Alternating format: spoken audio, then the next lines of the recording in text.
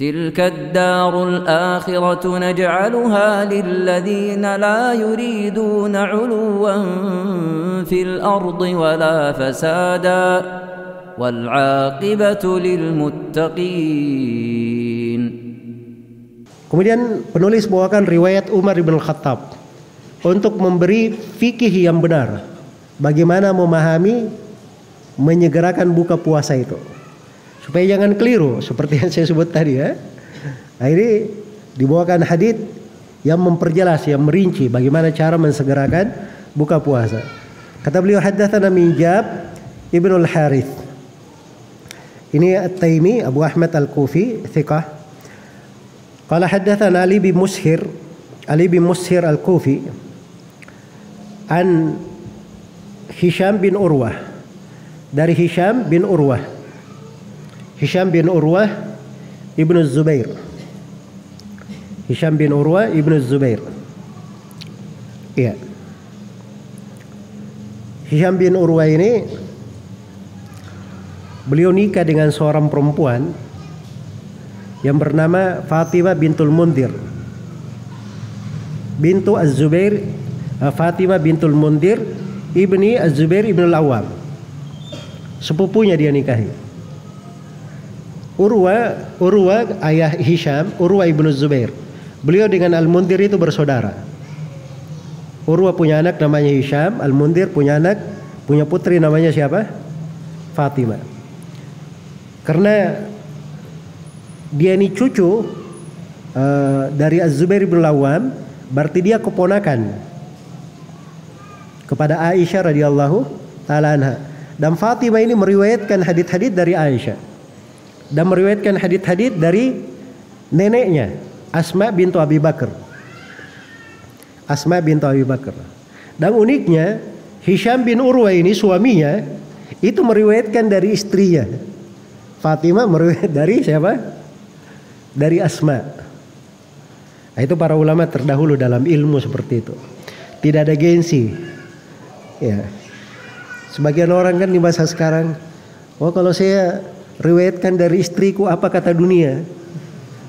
Ya. Nah, itu kan gengsinya terlalu tinggi. Orang di masa dahulu itu tidak melihat itu. Dia meriwayatkan dari yang lebih muda, nggak ada masalah. Yang penting ilmu. Dia tidak luput ilmu. Ini Hisham meriwayatkan dari istrinya, nggak ada masalah. Riwayatnya ada di Sahih Bukhari. Ada di Sahih Bukhari. Jelas ya? Baik. Hisham di sini berkata an abihi, dari ayahnya. Ayahnya itu namanya Urwah ibnu Zubair. Urwah ibnu Zubair ibn al-Awwam. Urwah ibnu Zubair ini dikenal sebagai salah seorang ahli fikih di kota Madinah. Ada 7 ahli fikih di kota Madinah. Di masa para tabi'in ada 7 orang ahli fikih di kota Madinah. Ini yang disebut dengan gelar al-fuqaha'u as-sab'ah, ahli fikih yang 7. Ya, kadang antum baca di pembahasan fikih ini pendapatnya dari kalangan sahabat begini, dari kalangan tabi'in ini adalah pendapat al-fuqaha as-sab'ah. Maksudnya 7 ahli fikih itu. 7 ahli fikih. Ini kadang-kadang kita perlu kenal juga ya 7 ahli fikih. Jangan antum cuman kenal satu klub sepak bola saja. Ya. Kenal juga 7 ahli fikih di kota Madinah. Siapa 7 ahli fikih di kota Madinah itu? Yang pertama Urwah ibn Zubair ini. Yang kedua adalah Ubaidullah Ibn Utbah bin Mas'ud. Kemudian yang ketiga Al-Qasim bin Muhammad bin Abi Bakar As-Siddiq. Kemudian yang keempat Sa'id ibn al-Musayyab. Ini yang paling menonjolnya sebenarnya, Sa'id ibn al-Musayyab. Sebab dia pemuka para tabi'in. Pemuka para tabi'in dari sudut ilmu. Tapi dari sudut keutamaan ada Uwais Al-Qarni. Uwais Al-Qarni itu orang hebat ya, Uwais Al-Qarni itu. Luar biasa.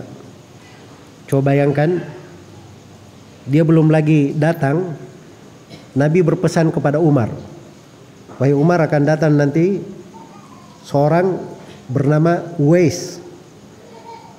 Dia itu dari Bani Qaran Al-Muradi, dari Yaman. Dia sangat berbakti kepada ibunya. Pernah terkena penyakit sopak lalu sembuh, kecuali satu mata uang di betisnya. Kalau kamu ketemu sama orang ini, minta didoakan. Ya, coba antum bayangkan ya. Padahal orang ini belum datang di masa Nabi. Maka Umar bin Khattab di masa pemerintahannya, kalau ada kabilah dari Yaman, selalu dia tanya, apa di antara kalian ada orang yang nama Uwais? Dia tanya, kalau ada dari Bani Qaran Al-Muradi. Akhirnya ketemu. Iya. Dan memang di biografinya kalau antum baca dari ketakwaannya, dari ibadahnya, itu luar biasa. Dan Nabi menyebutnya dengan satu keutamaan, sangat berbakti kepada ibunya. Bisa antum bayangkan, seorang anak dia bawa ibunya, dia bonceng dari Yaman ke Mekah bolak-balik, dia gendong ibunya untuk haji. Ya, sekarang subhanallah anak itu ibunya, kita lihat ya dari kedurhakaan banyak sekali. Dia punya kemampuan kadang bawa ibunya untuk haji. Padahal mudah, cuman bawa pesawat saja. Dia punya kemampuan. Tidak juga dia lakukan. Subhanallah. Padahal itu ketaatan besar sekali.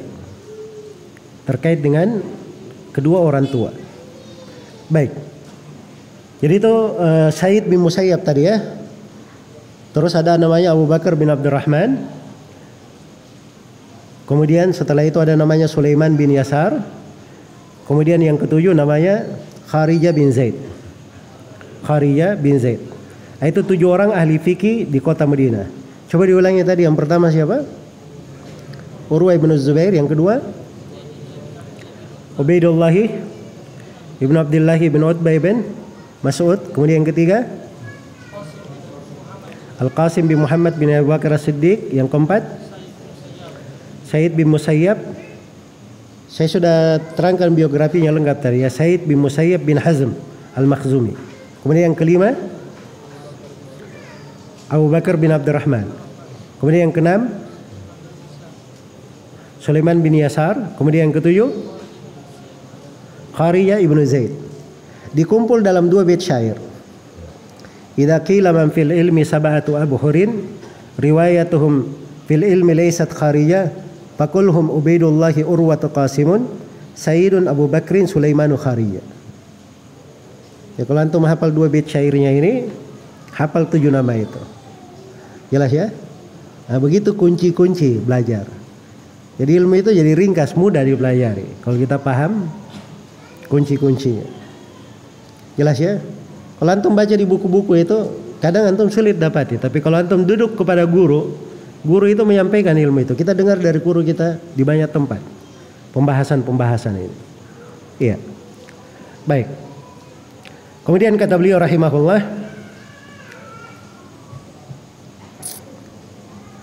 An Asim bin Umar. Ini anak dari Umar ibn Khattab ya. Asim bin Umar ibn Khattab. Dia hidup di masa Nabi sallallahu alaihi wasallam. Iya. An Umar ibn Khattab radhiyallahu taala anhu annahu qala, Umar ibn Khattab Amirul Mukminin, khalifah Rasulullah sallallahu alaihi wasallam yang kedua. Salah seorang dari 10 orang sahabat yang dijamin masuk surga. Nah, ada yang bisa menyebutkan 10 orang sahabat yang dijamin masuk surga?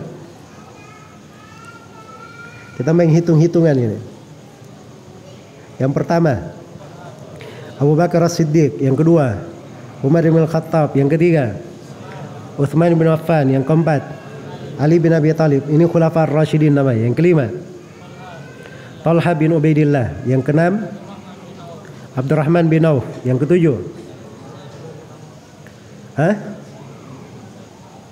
Said bin Zaid. Yang kedelapan Sa'ad bin Abi Waqqas. Yang sembilan Az-Zubair bin Lawam. Talha sudah. Yang ke-10 Abu Ubaidah bin Al-Jarrah. Benar.